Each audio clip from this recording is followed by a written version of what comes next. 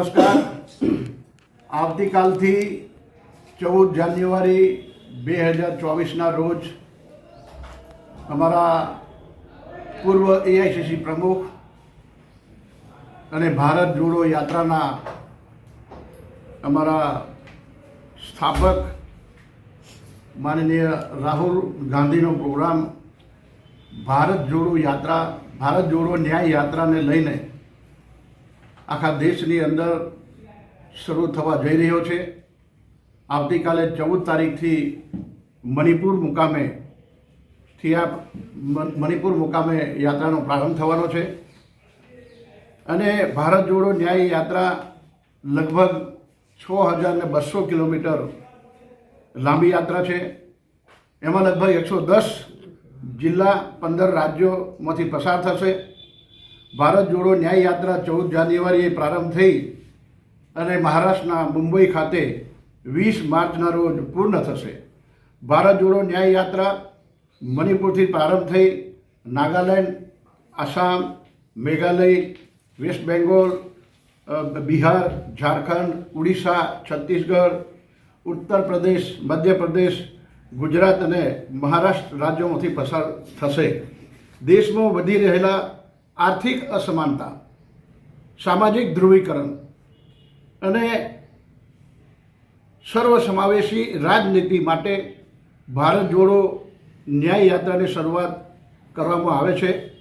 ભારતના લોકોને આર્થિક, સામાજિક અને રાજનૈતિક ન્યાય મળી રહે તે માટે ભારત જોડો ન્યાય યાત્રાનું આયોજન કરવામાં આવ્યું છે, જેની શરૂઆત આવતીકાલે 14 જાન્યુઆરીએ મણિપુર સ્ટેટથી થવા જઈ રહી છે.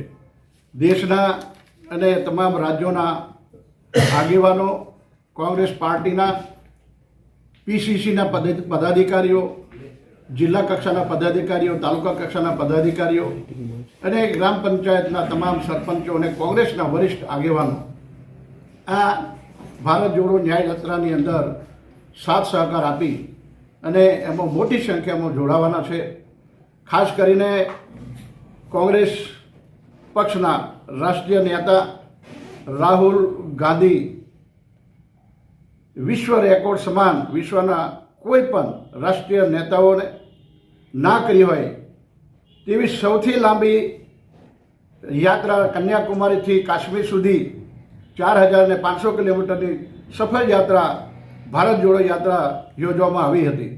સમગ્ર દેશમાં નફરતના વાતાવરણને દૂર કરવા, પ્રેમ અને ભાઈચારાનો સંદેશો લઈ રાહુલજી એ યાત્રાનું નેતૃત્વ કર્યું હતું. ભારત જોડો યાત્રામાં બાળપણની ઈજા હોવા છતાં વેદના સહન કરીને પણ તે દેશ માટે જાત પાત અને ધર્મ ભાષાથી ફેલાતી નફરતને દૂર કરી પ્રેમનો સંદેશો લઈને નીકળ્યા હતા. તે જ રીતે ભારત જોડો યાત્રા કન્યાકુમારીથી કાશ્મીર ખાતે સમાપન થઈ હતી. પછી ભારત જોડો યાત્રાના સંકલ્પને આગળ વધારવા દેશના અલગ અલગ વર્ગના લોકો જોડે તેમની પીડા અને સંઘર્ષમાં સહભાગી થવાનો પ્રયત્ન પણ રાહુલજીએ કર્યો હતો. હાલમાં ટ્રક ડ્રાઈવરો, કુલીઓ, મજદૂરો, ગેરેજવાળા, મિકેનિક જેવા જે નબળા વર્ગના જે લોકો છે જેને ખૂબ જ તકલીફો પડે છે તેની સાથે પણ સંવાદ કર્યો હતો. તમામ સાથીઓ આપશ્રીને પણ અમે વિનંતી કરીએ છીએ કે શહેર, તાલુકા, જિલ્લા અને તમામ સામાજિક મુખ્ય આગેવાનો, ધારાસભ્ય, માજી ધારાસભ્યો, સંસદ સભ્યો, માજી સંસદ સભ્યો, જિલ્લા પંચાયત, તાલુકા પંચાયત, કોંગ્રેસના તમામ નેતાઓ અને કોંગ્રેસ પાર્ટીના હોદ્દેદારો, કોર્પોરેશન લાગે વર્ગે ત્યાં સુધી કોર્પોરેશનના નેતાઓ તમામને આ ભારત જોડો ન્યાય યાત્રાની અંદર સાથ અને સહકાર આપવા માટેનું આયોજન કર્યું છે અને એની અંદર પોતપોતાના સ્ટેટને, જિલ્લાના લોકોને લાગે વળગે ત્યાં સુધી જે લોકોને અગવડ પડે એવા પ્રશ્નોની રજૂઆતો પણ લોકોની સાથે સંવાદ કરીને સાંભળશે અને દેશની જનતાને ખાસ કરીને આ યાત્રા હાલમાં આપણા ગુજરાતની અંદર લગભગ 11, 12 અને 13 માર્ચની આસપાસ આપણા ગુજરાતની અંદર પ્રવેશ કરશે મધ્યપ્રદેશ બોર્ડર બાંસવાડાથી. અને આ યાત્રાનો રૂટ ગુજરાતની અંદર મોટા ભાગે આમ જોવા જઈએ તો ટ્રાઇબલ બેલ્ટને અનુસરીને જ ગુજરાતમાંથી પસાર થવાના છે.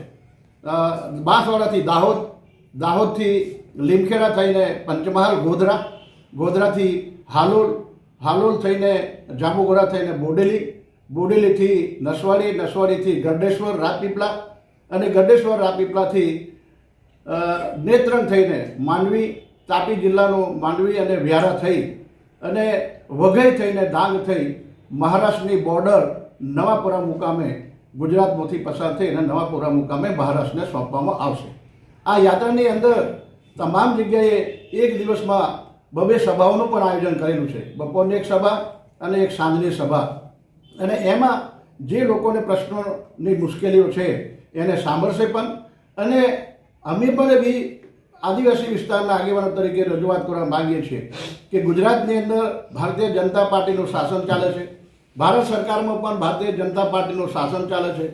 અહીંયા અનેક લોકોને બેરોજગારીનો સામનો કરવો પડી રહ્યો છે. ભણેલા ગણેલા શિક્ષિત બેરોજગાર લાખોની સંખ્યામાં છે, જેને રોજીરોટી મળતી નથી, નોકરી મળતી નથી. અહીંયા જીઆઈડીસીઓની સ્થાપના કરવાની રાજ્ય સરકાર તરફથી અનેકવાર રજૂઆતો થઈ, તેમ છતાં રાજ્ય સરકારો તરફથી જીઆઈડીસીની સ્થાપના કરી નથી, ઉદ્યોગો લાવ્યા નથી અને જે લોકો બેકાર છે તેને નોકરી મળતી નથી. એટલો જ મોટો પ્રશ્ન છે મોંઘવારીનો. મોંઘવારી પણ આજે માજા મૂકી છે. આજે પેટ્રોલ છે, ડીઝલ છે, ગેસ છે કે તમે કોઈ પણ વસ્તુ આજે માર્કેટમાંથી લેવા જાઓ તો એટલી મોંઘી છે કે લોકોને આ મોંઘવારીની અંદર કમર તોડી નાખી છે. એટલી મોંઘવારીથી પીસાતા લોકોનો પણ સૌથી મોટો પ્રશ્ન છે. પીવાના પાણીની સમસ્યા, રોડ રસ્તાની સમસ્યા તમે સૌ જાણો છો. આપના માધ્યમથી અમે લોકો પણ જોયો છે. હમણાં જ નેશનલ હાઈવે 56 ઉપર જે ચીસાડિયાનો રોડ ઓવરબ્રિજ છે, રેલવે રોડ ઓવરબ્રિજ, એના પાટા નીકળી ગયા છે.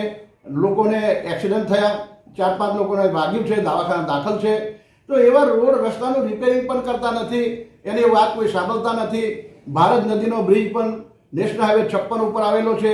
છેલ્લા 3-4 મહિનાથી આ તૂટીને આજે બેસી ગયો છે એનું સ્પાન, અને એને રિપેરિંગ કરવા માટે અમે લોકો પણ પ્રયત્નો કર્યા. તેમ છતાં રાજ્ય સરકાર, ભારત સરકાર તરફથી પણ રોડ રસ્તા વિભાગના મંત્રીઓ કે એના અધિકારીઓ કોઈ રિપેરિંગ કરવા આવતા નથી. જાણે નમાલું ગુજરાત, નમાલી પ્રજા છે આદિવાસી, જ્યારે મત જોઈએ છે ત્યારે આદિવાસીઓના મત લઈ જાય છે. જ્યારે આદિવાસીઓને પ્રશ્નોની આટલી મુશ્કેલીઓનો વેઠવું પડે છે ત્યારે કોઈ ગુજરાત સરકારના અધિકારીઓ કે કર્મચારીઓ કે પદાધિકારીઓ ભાજપમાંથી કોઈ આવીને ઊભા રહેતા નથી. ત્યારે આ ભારત જોડો ન્યાય યાત્રા થકી અનેક પ્રશ્નોની રજૂઆત પણ રાહુલજીને અમે કરવાના છે. અને એની સાથે સાથે રેલવેનો પણ સૌથી મોટો પ્રશ્ન છે.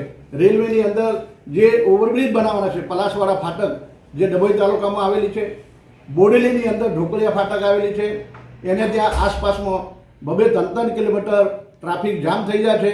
અમે લોકો રજૂઆત કરી છે, પરંતુ એ ઓવરબ્રિજની કોઈ પણ મરામત કે કોઈ પણ કામગીરી આજની તારીખ સુધીમાં કરાતી નથી.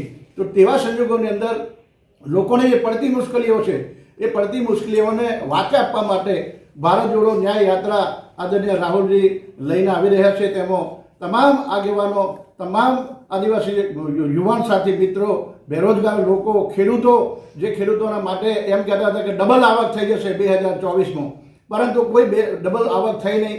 ખેડૂતોને પોષણક્ષમ ભાવો મળતા નથી. ખેડૂતોને એટલી બધી મોંઘી દવા અને ખાતર બિયારણ મોંઘું થાય છે, તેમ છતાં એના પાકની કોઈ મૂલ્ય મળતું નથી. તેથી ખેડૂતો પણ ખૂબ નારાજ છે.